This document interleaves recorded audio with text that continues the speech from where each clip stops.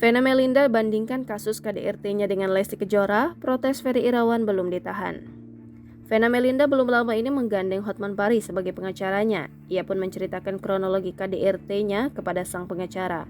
Seperti diketahui, Vena Melinda mengalami pendarahan di bagian hidungnya hingga bercucuran darah akibat KDRT Ferry Irawan.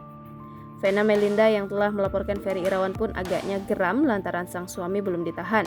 Oleh karena itu, Vena meminta bantuan Hotman Paris untuk segera menjebloskan Ferry Irawan ke penjara.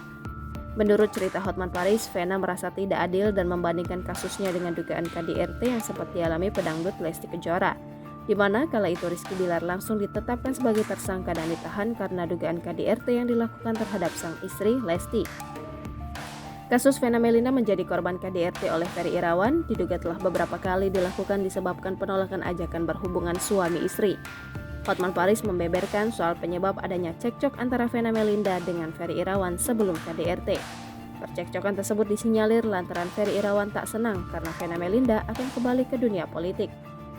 Tak hanya itu, Hotman Paris juga mengungkapkan fakta mengejutkan terkait penyebab keduanya cekcok hingga terjadi KDRT.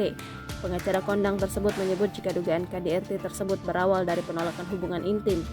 Ferry Irawan yang mengajak hubungan intim Vena Melinda ditolak sang istri dengan alasan sedang lelah. Terakhir, Hotman bilang Vena sudah tertekan menjalani rumah tangga bersama Ferry Irawan.